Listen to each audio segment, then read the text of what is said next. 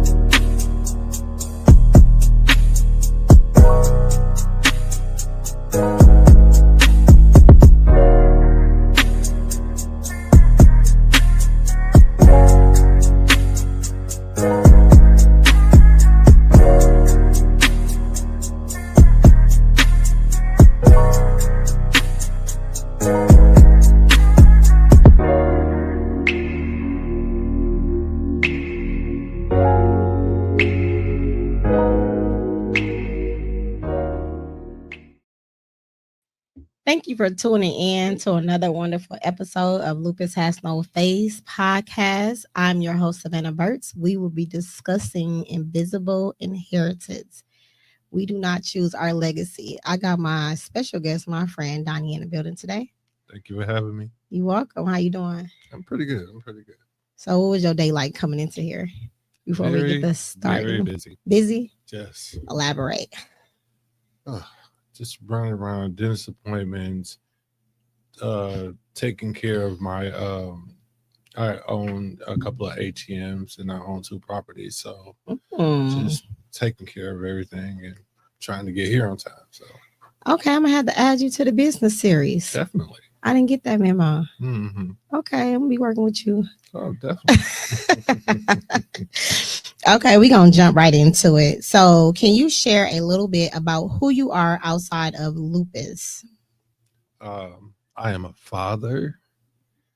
I am an activist.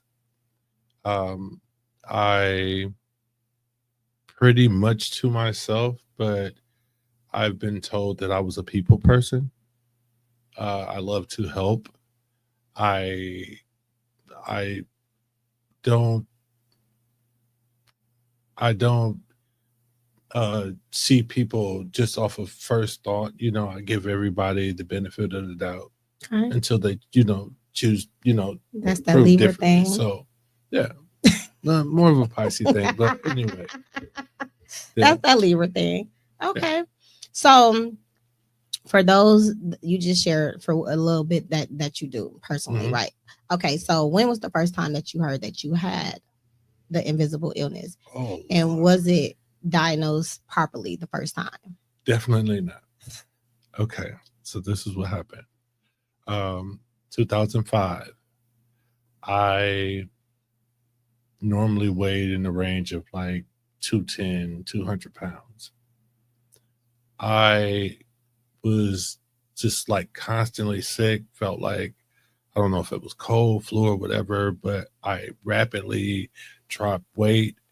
I got down to like 165 pounds. People thought I was doing drugs or something like that. But it just got so sick to the point that I was taken to St. Luke's. Okay. Get to St. Luke's. So wait, let's backtrack a little bit. Okay. So you were just very sick. Like, what was you experiencing, and how long was this before you actually decided to go to the hospital? It was like, I'm not gonna lie, it was like 2-3 weeks, and I'm just declining, weakness, chills, felt like I had like pneumonia or something like that. I don't know, I couldn't put a finger on it, right? So I'm losing weight, no appetite, everything, right? So we finally put me in St. Luke's Hospital. I'm in there for 8 days. This is why I don't go to St. Luke's. No, I'm just being honest. They're like, well, we don't know what's going on, and we're just going to run a whole bunch of tests. And like one day they'll come back and they go, well, like, you don't have AIDS, you don't have HIV. And the next day they come back and they're like, you don't have this and you don't have that. And they'll come back the next day like they're just running off a random checklist, right? They are. They came in the last day and said, like with a smile, like, we got good news. You got lupus. No clue what lupus is. No clue that it was a small percent of males, especially black men, Mm-hmm. that had lupus. I'm in a complete blind. So now there's to the point of how to treat, my situation. And it was just months and months of trial and error. Mm-hmm. What You kind know, of lupus do you have? I have joint lupus, and my lupus affected my kidneys. Okay. My lupus affected my kidneys, and I was on such high doses of prednisone that my kidneys were failing. After a certain period of time, I was just constantly on this high doses of prednisone to the point of my cartilage in my shoulders and my hips were to the point that they disappeared. So now I'm rubbing bone on bone. Mm-hmm. And this time, now it's time for surgery. So I had to, in 2013, I had both of my shoulders replaced. They're titanium from here to here. Okay. And then it came to my hips. Both of my hips were replaced. It's titanium from here to here. So if I got the timeline correctly, 2005, you got diagnosed. Yes. And then 2013, your bones were deteriorated. Yes. And you had to get artificial replacements. 2013 and 2014. In that period of time, I was 35 years old, and now I have issues with going through the airport. Mm. It's so amazing how some medicine that can work for you, because prednisone is very good. Yes. But if you are on a high doses of it, it deteriorates your bones. You have to be very careful with that. You have to think about the period of time that I was on these high doses, So your doses never changed? Oh, well, for a long period of time, it didn't. And that after the damage was done and we started complaining, then they were looking for alternatives. So it decreased for, a short period of time. But fast forward after, I received my transplant.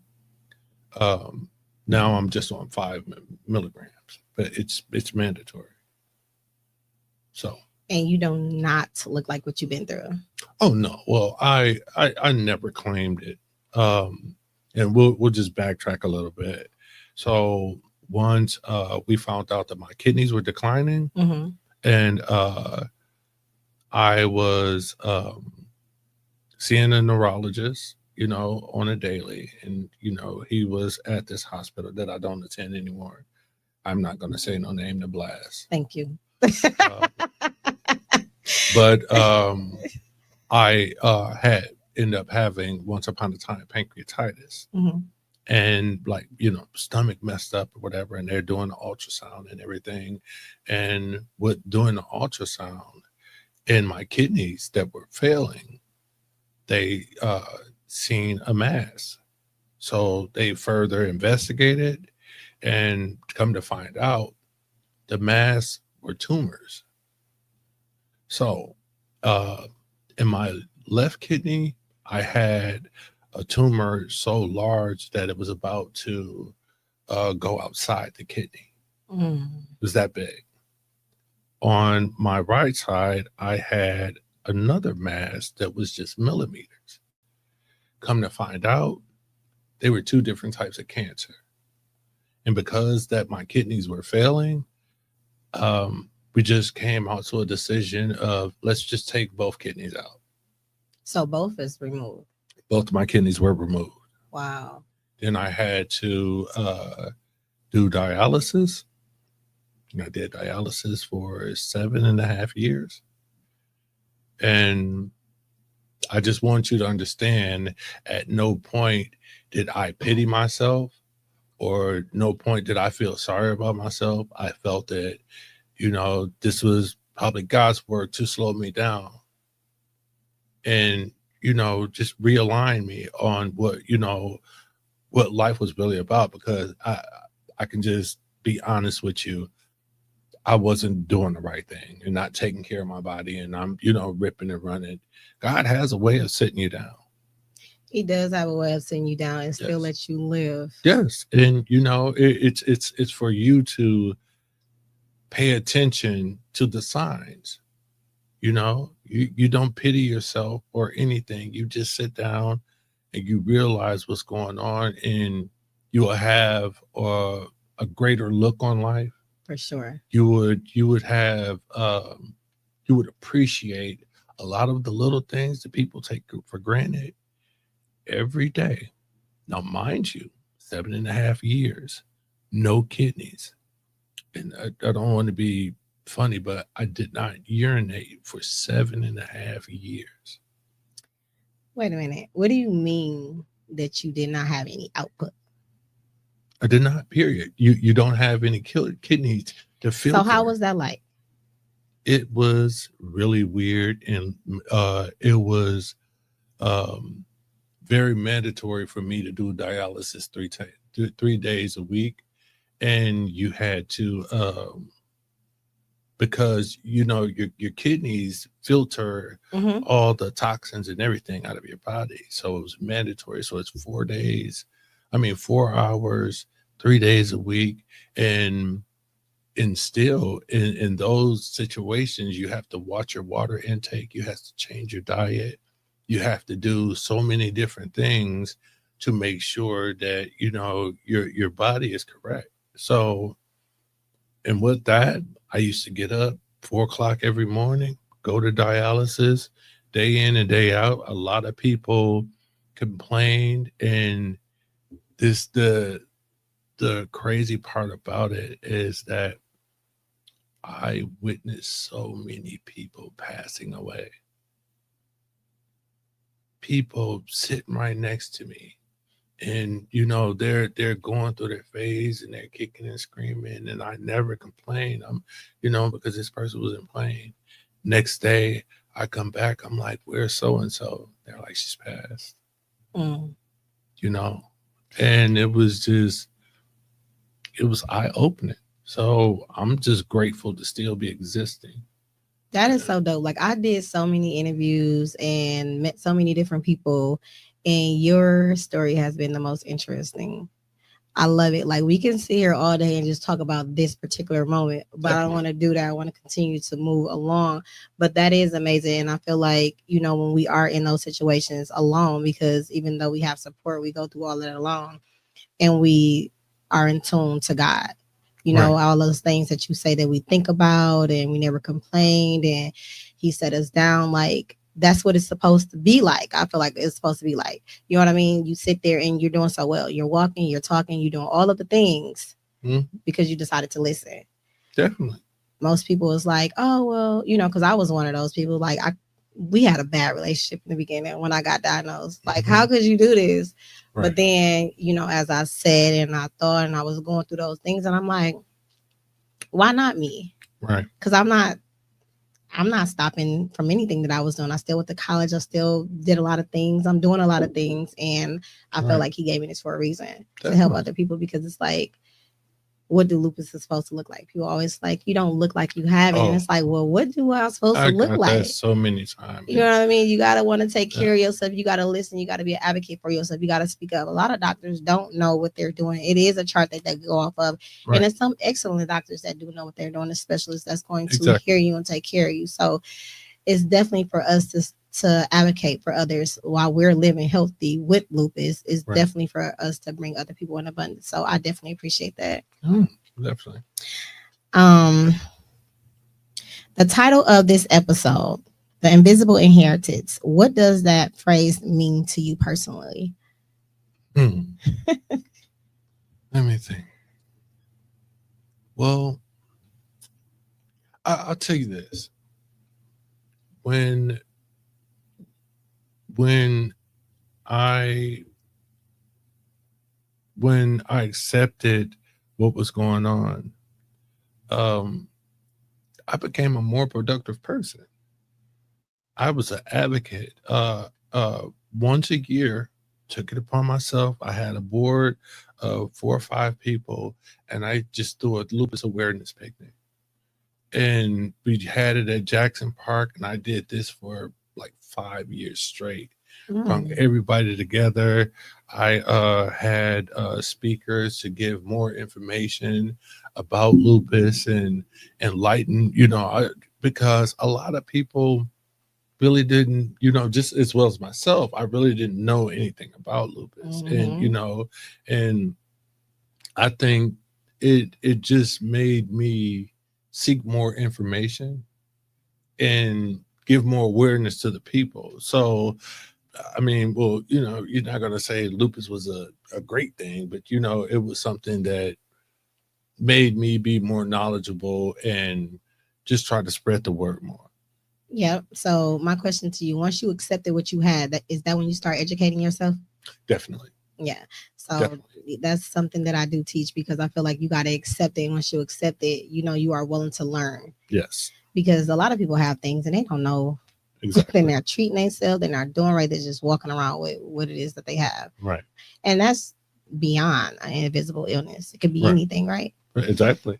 I agree. We're going to move on to family, legacy, and health. You share that lupus runs in your family. Can you talk about how these invisible inheritance has affected your family across generations? Okay.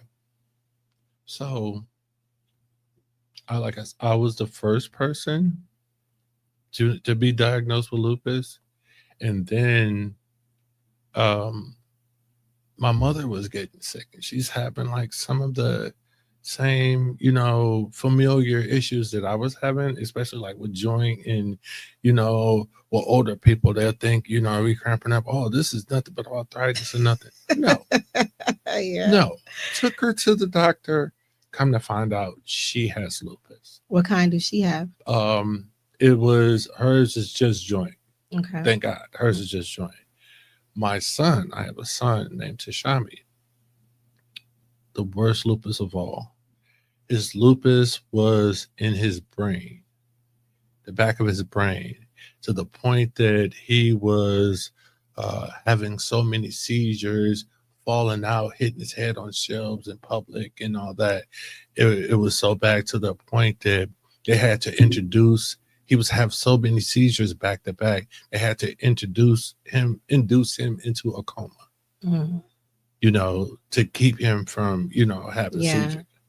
And still to the day, well, he's great on his upkeep and, taking care, but he's still on a high dosage of lupus. I mean, sorry, That's a okay. high dosage of prednisone. And I have told him that you need to be careful, and you inform your doctor of that, because I don't want you to go the same things that, you went through. Then last but not least, I have a sister. Come to find out, she has lupus. So anytime my children go to the doctor, or any relative, especially in my immediate family, Mhm. I inform them to let the doctor know you have a family history of lupus, so they can get ahead of signs, and they can prevent anything, or other than me finding out way later in the diagnosis. So And it's hard to yeah. reverse things. Yes, definitely. So how's everyone doing at this point? Everybody is great. That's dope. I love to hear that. Everybody is great. I love to hear that. Okay. How did you first find out you had lupus, and what was your initial reaction? So you told me that you was really sick, but you Mhm. didn't say like how it started. So like, did you just wake up one morning, you couldn't get out of bed, or were No, you just very fatigued? Like, no, it was all of the above, but it was slight at first, but it just rapidly started getting worse. I'm getting worse and worse, and at first you think, oh, I just am sick or whatever, or oh, I'm just not hungry or whatever. But I mean, it rapidly got worse. so you literally just woke up and you felt that way, and it just was Yeah, like, you start feeling that way gradually, and then it just rapidly got worse, and it got worse to the point that I'm like, okay, this is not, something that is going to go away. I need to go figure out what was going on. 3 weeks later. Yes. Okay. So we're going to move on to double battle lupus and cancer. In addition to lupus, you also focus and face that you have cancer. How did you cope with fighting on 2 fronts at the same time?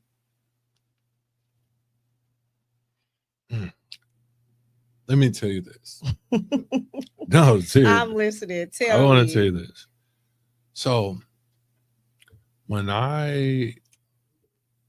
me tell you how I was informed that I had cancer. I went to pick up my grandmother because she had an appointment somewhere or whatever. So we're in the hospital. Well, I'm like, well, I have a appointment, grandma, just come in here. She's sitting in the hospital room with me, and I'm sitting there, and the doctor comes in, and he's like real nonchalant, and this and that, and yeah, you got cancer and this and that, cancer and this, and he just kept talking. I'm like, whoa, wait a minute. Like my brain like whoa. No, just stop right there, back up. What did you just say? And he like, yeah, I don't know how I felt. I was just frozen. I was just numb. I mean, completely dumb. This was just straight out the left field, and I went home like anybody else. I thought the worst of the worst. And now I'm like, just for like a good 3-4 days, I'm thinking like how many days I got to live, and this is the end or whatever. And I thank God I have a wife that is a nurse. We sat down.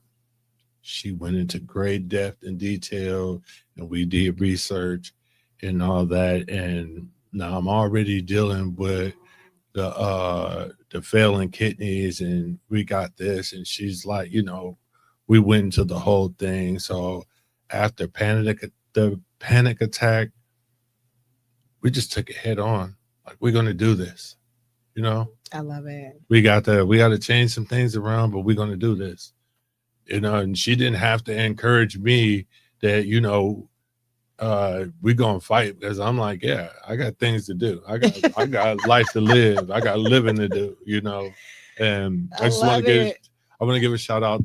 I love you, Tanya Owens. So, yes. Thank you, Tanya. Yeah. Oh my God. Yeah. Nurses. We will definitely do that.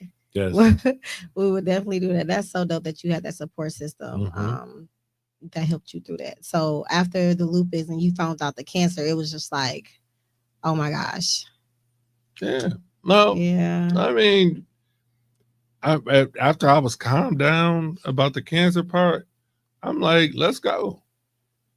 Let's go. True fighter. Let's fighter. Go. What lessons have you learned about strength, resilience through these overlapping battles? Well, I am not always have been like the go-to person in my immediate family. Mm-hmm. So like, I can't really show no weakness because I got all these people looking at me and depending on me. And I don't claim no illness. Like I said before, God has the last. He has the last. He definitely does. Yeah. He definitely seriously, does. So I'm just, and the whole thing about it, like a lot of people used to look at me and it seemed that people will get upset. Like, you don't seem sick. You don't act sick, and I'm like, no. The ignorancy of people. Yeah. That's what people do. They feel because if you have some type of ailment, you're supposed to sit down and hold your head down and no. Mm-mm. I have things to do. That's right. I love what you say. I have a purpose. Seriously. No, and that's sad because that's how a lot of doctors are, providers are. Right. When you come in, they are monitoring you first when you walk through the door. So how you walk, how you dress, how you smell, are you groomed, and all that determines if you say that you're in pain, if you really are in pain, because they want pain to look away, which they're trying to break the stigma now. But that's very sad, because you shouldn't have to go and look like what you feel like in order to get the help that you need. Check one of my very, very closest friends. One day we all figured this out, and I think this set the tone with everybody, because he actually called me, and I'm like, "Hello," and he crying on the phone. "Hey, I love you." I hung up the phone. Like, what are you doing? You're not about to be making me sad. What's wrong with you? And you know what? After that, he called me. He apologized. He said, "Let's go." Yeah, ain't no pity party here. No, not at all. I love it. What is you crying for? So yeah, that is funny. I love it. It needs to be. I just love it, because how strong you are. You like.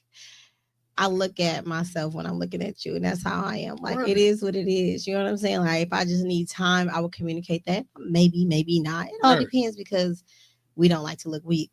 But at the end of the day, it's like, what is weak? You know what I'm saying? Like, we are entitled to rest and not feel bad. We are entitled to have our moments and not feel bad. You know what I mean? And people be wanting explanations all the time. But as for me, I'm like, if I sit here and tell you everything I'm going through, that's like saying that I have what I have, right? That's owning it. And I don't like that. And people want that so they can better understand. But it's like, at the same time, you're taking something from me by making me feel vulnerable.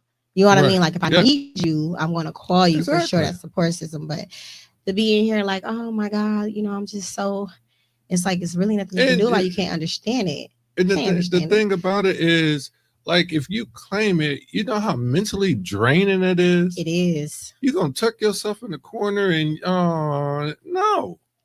Fight so hard to get out of it. And once you accept it, that was the hardest battle ever. No. God, man, keep fighting.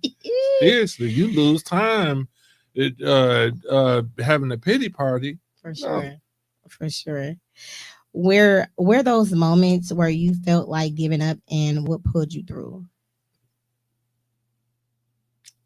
I can't recall a moment I felt like giving up. Dang. No, seriously, you know, you get tired sometimes, but no. I hate to keep repeating myself, but I got stuff to do. You got stuff to do. Seriously.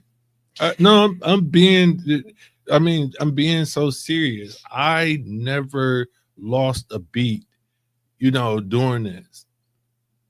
All right, just imagine if I just, I'm all somber and I'm in the corner. No, you can use that energy with figuring out, you know, what's the best way to change your diet? What's the best way to do this? You know, no. I love it. Keep your head up and keep it pushing. For sure. Seriously. People don't understand too, like, words are very powerful. Yes. It all plays in your mind, and your mindset has to be there for you to operate properly anyways. So it takes a lot to even have that. Right. Wow. Okay. Emotional and spiritual impact. Chronic illness often carries an emotional and mental weight. What have been the hardest part for you? No, I mean, it was just, well, more so just thinking about the end, because now I can't tell you that it was simple, because I had a lot of major setbacks. I had a lot of, you know, okay, well, now you have cancer, so you got to wait 5 years to be cancer free to even get on the transplant list, you know. And then I end up having an infection in my ankle. So 1 minute I'm on the list, now I'm off the list. Now, you know, until we get this, you know, figured out. So that was 2 more years. And it was even situations that when I finally get cleared for everything, got the call in the middle of the night. Yeah, come on, you know what I'm saying, down and, excuse me, we have a kidney for you. got into the room. My wife happy. I'm happy. We in the room getting changed and everything. And we in the bed taking a nap because we got there like 3:30 in the morning and come wake us up at like 4:45. And hey, kidney is not a match. You know how heartbreaking. I'm just looking, but my wife, she's broken up. And they're like, oh, well, y'all can just sleep here until. I was like, no, we need to get up out of here. You know what I mean?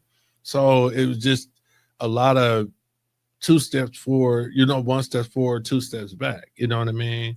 So when we finally got the call and they told us this was during the COVID area. Oh, wow. So we got packed up, everything. We ready to go. We getting to the hospital, and right at the door, they look and tell my wife, you can't go up. They needed security for her. They really needed bugged security. Out.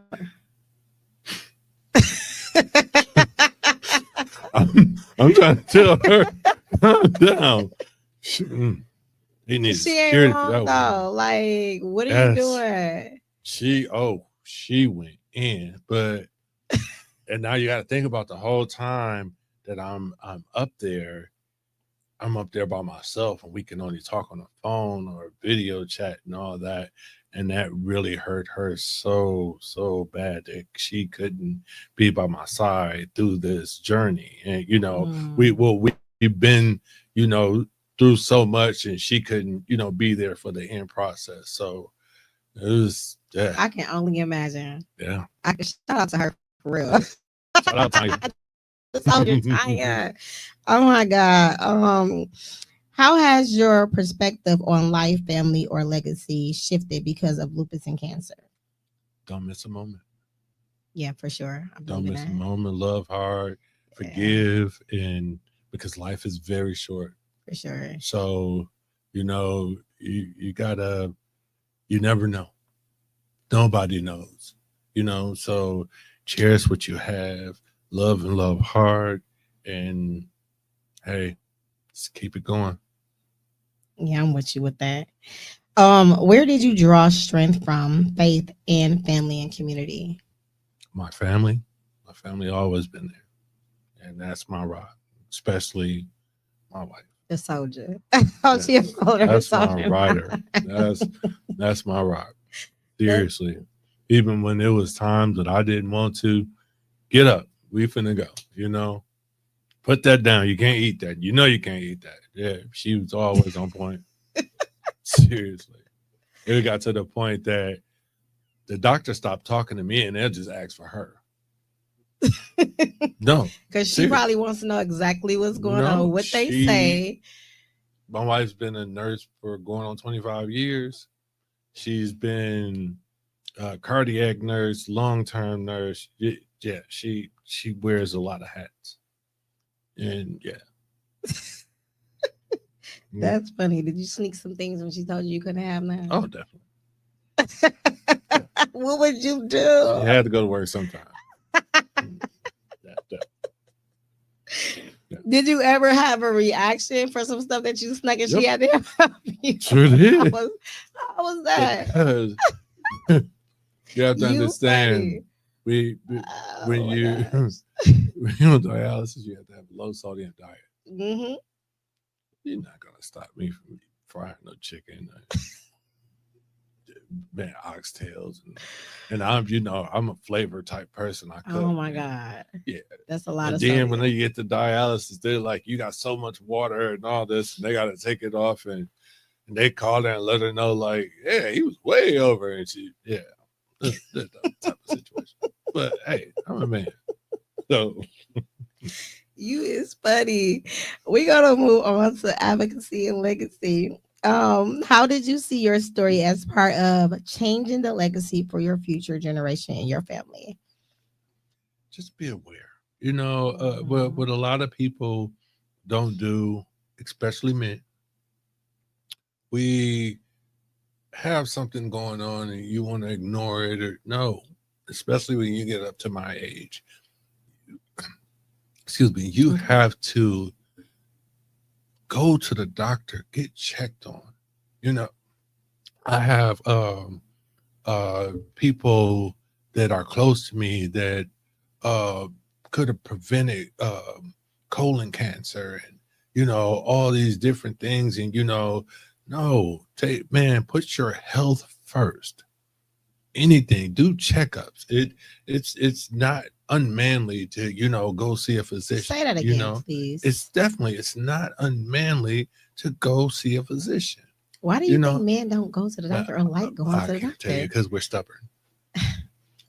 But if you stop thinking of yourself and start thinking about the people that you love, For and sure. the people, I think about my grandkids, my family, and these are all the people that depend on me, and they will hurt so bad, even not only if I passed away, but if I passed away on something that I could have prevented. Hmm. So go see the doctor Yes. always. Yes. I love it.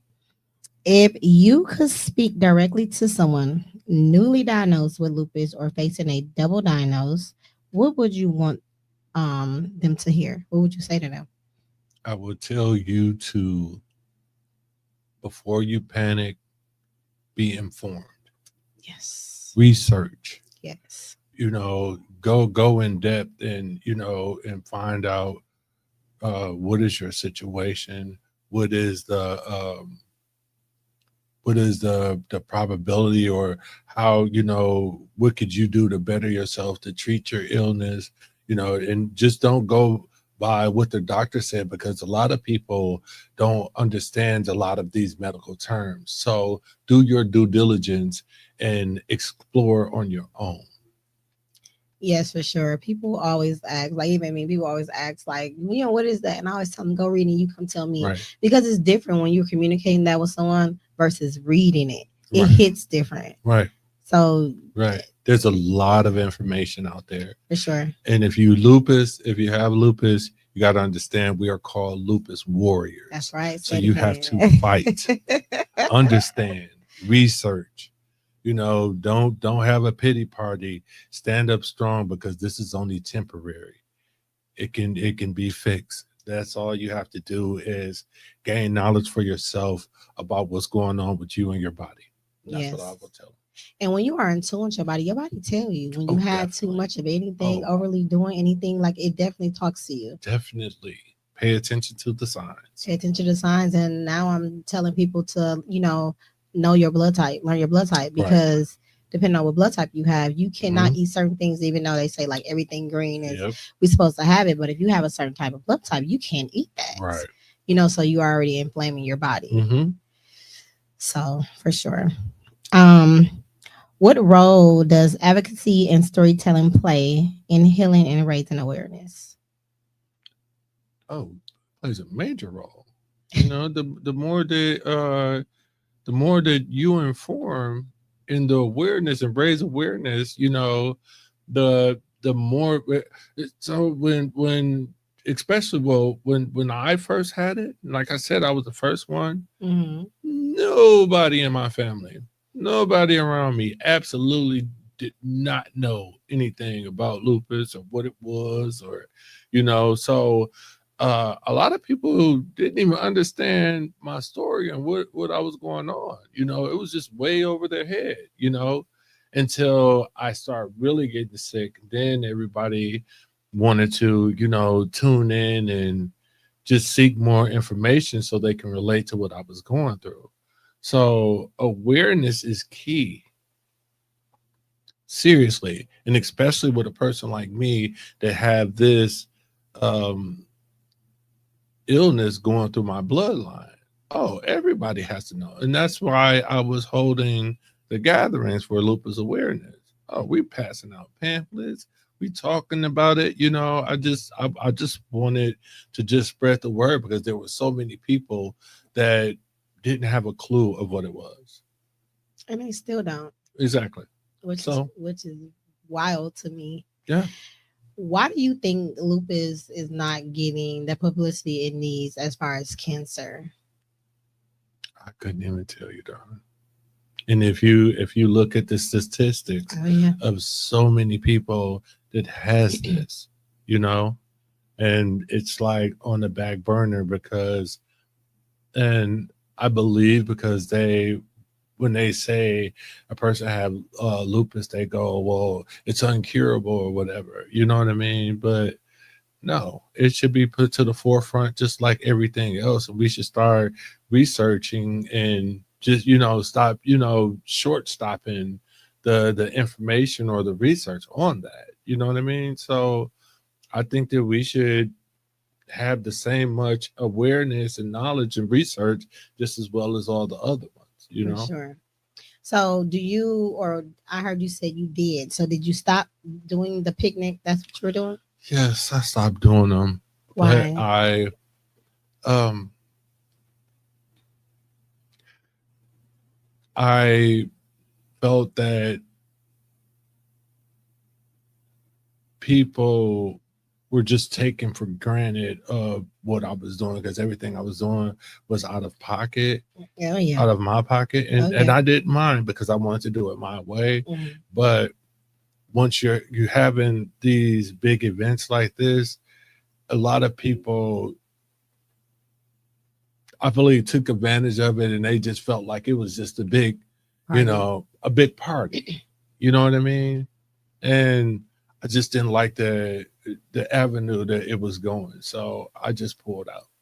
Was it your heart's to do? Like, do you miss it? Do you wish I that you would have do, continued and a on? lot of people asked me, and my son, actually, the one that has lupus, he asked me just previously, like, what you think about having another one. And I said, if I can answer you right now today, I would say no. I said, but I would give it a lot of thought. And I say that because I also have a nonprofit organization called Lupus Has No Face. It's a Mhm. 501c3. Little bit over 5 years in the game, and I can definitely understand what you're talking about. Like, it's very expensive when the grants don't come through or the sponsorships and all that stuff Right. doesn't come through. And it's been many times, and I'm just like, even the day of, I'm like, Yeah, but you know what, I want to do it, but it's like the feedback that I get, like a lot of warriors are very private and they won't do it right then and there. But the feedback that I have gotten with all of the events that I have thrown, the book that I've wrote, like, it's just like you can't, and that's what actually keeps me going because it's helping them. Right. In some way, form, or fashion, it's helping them and sharing their stories. It's, they look forward to the things that I'm doing. And so my motto is like, I don't care if it's one person that came and I spent all of this money, like I helped one person. You know what? I think me and you should sit down and talk.